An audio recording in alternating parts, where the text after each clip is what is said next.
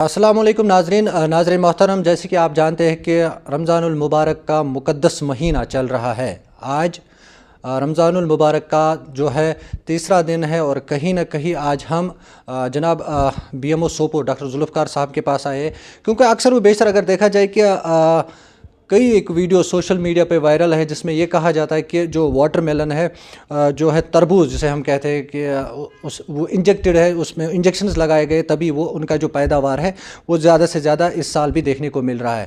اور باقی جو میوہ ہے، جیسے کہ ہم افطاری کی بات کریں، لوگ اکثر و بیشتر جو ہے افطاری میں میوہ استعمال کر رہے ہیں۔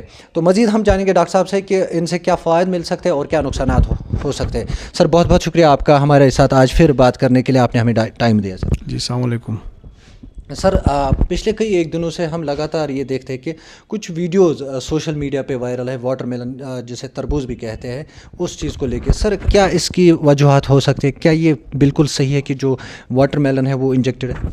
دیکھیے، ہمارے کشمیر میں ایک چیز ہے دیکھی گئی کہ جب بھی کوئی نیا میوہ آ جاتا ہے تو ان رائپ میوہ ہم کھا جاتے ہیں۔ اس میں ایک چیز ہے، اس میں کچھ میوہ جات ایسے بھی ہیں جو اڈلٹرڈ ہوتے ہیں، جیسا کہ آپ نے بھی فرمایا کہ انجیکٹیبلس کی وجہ سے یہ ان کو رائپ کیا جاتا ہے، بٹ جو وہ صحیح نہیں ہے۔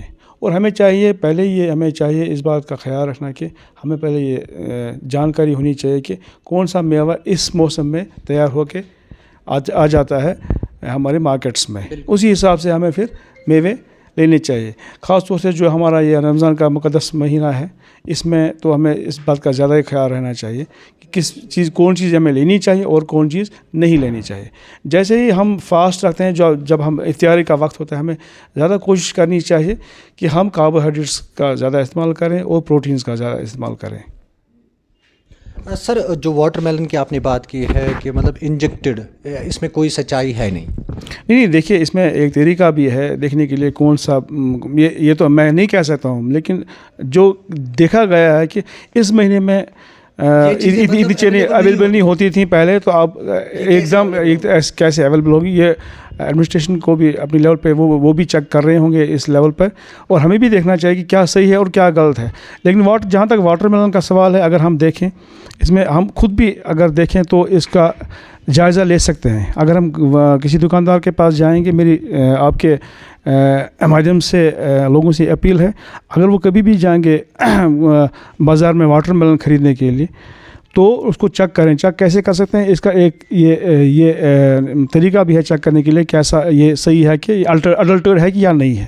آپ کا کہنے کا مطلب یہ ہے سر کہ جو وقت سے پہلے ہمارے پاس چیزیں پہنچتی ہے، جیسے کہ آپ نے واٹر میلن کی بات کی ہے، یا واٹر میلن کو چھوڑ کر باقی جو چیزیں وقت سے پہلے ہمارے پاس پہنچتے ہیں جس کو لے کے نقصان دہ ہو سکتے ہیں، ان کا ہمیں جائزہ لینا چاہیے۔ ان رائپ اگر ہوگا تو وہ تو نقصان دہ آلریڈی ہوتی ہے، میں نے پہلے بھی فرمایا اس میں، اور لیکن یہ جو اڈلٹریشن کی بات ہے وہ بھی ہمیں چیک کرنے کی ضرورت ہے کہ اڈلٹریٹ ہے یا نہیں ہے۔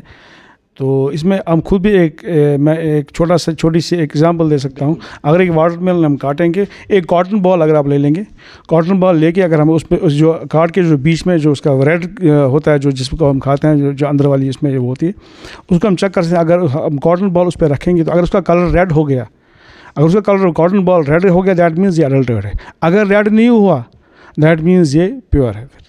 سر، ایک اور بات میں آپ سے جاننا چاہتا ہوں کہ واٹر میلن کی ہم نے بات کی، تو ناظرین محترم آپ نے سنا ہے کہ سر نے بہت بڑی اگزامپل دی ہے کہ جو واٹر میلن ہے اس کو کاٹ کے کوئی کاٹن بال اس پہ رکھنے کے لیے سر نے کہا کہ سمپل کاٹن بھی رکھ سکتے اس پہ، اگر اس کا رنگ ریڈ ہوا تو یہ سمجھ لینا چاہیے کہ وہ انجیکٹڈ ہے، اگر اس کا رنگ نہیں ریڈ ہوا تو پھر نارمل ہے۔ مزید ہم سر سے ایک اور بات جانیں گے۔ سر، افطاری کے وقت یا سحری کے وقت اکثر و بیشتر لوگ بہت زیادہ مطلب کچھ چیزوں کا استعمال کریں جس کو لے کے وہ مطلب ان کو پیٹ میں سر بہت زیادہ درد ہوتی ہے یا سستی پیدا ہوتی ہے، تو لوگوں کو کیا مطلب چیزیں لینی چاہیے افطار اور سحری کے وقت؟ لیکن جیسے میں نے پہلے کہا، اگر ہم افطاری کی بات کریں تو کاربوہائیڈریٹس، اس میں ہم رائس کھا سکتے ہیں، بریڈ لے سکتے ہیں، اور پروٹینز میٹ لے سکتے ہیں، چکن لے سکتے ہیں، فش لے سکتے ہیں۔ تو یہ چیزیں ضروری ہے سو دیٹ کہ اس میں، لیکن زیادہ تعداد میں بھی نہیں لینی چاہیے، کیونکہ اس وقت ایسا بھی ہوتا ہے کہ بھوک بڑی ہوتی ہے، تو ہر ایک انسان کوشش کرتا ہے اس وقت ہر ایک چیز ایک ساتھ ٹھوس دے کہ ایک میوہ بھی وہ بھی جی کھانا ہے۔ میں نے نہیں کہا کھانے کی یہ، مگر آہستہ آہستہ کھائیں، اور تھوڑا سا اس میں ایک ٹائم دے دیں کھانے کے لیے۔ ایک ساتھ اگر سارا کھائیں گے تو وہ اس میں ڈائجیشن میں پھر پرابلم ہو جاتی ہے۔ بہت بہت شکریہ سر، آپ نے ہمارے ساتھ بات کی. Thank you. تو ناظرین محترم، یہ تھے ہمارے ساتھ ڈاکٹر ذوالفقار صاحب جو بی ایم او سوپور ہے. بات کر رہے تھے واٹر میلن اور افطار اور سحری کے وقت کیا چیزیں کھانی چاہیے. بہت بہت شکریہ آپ کا.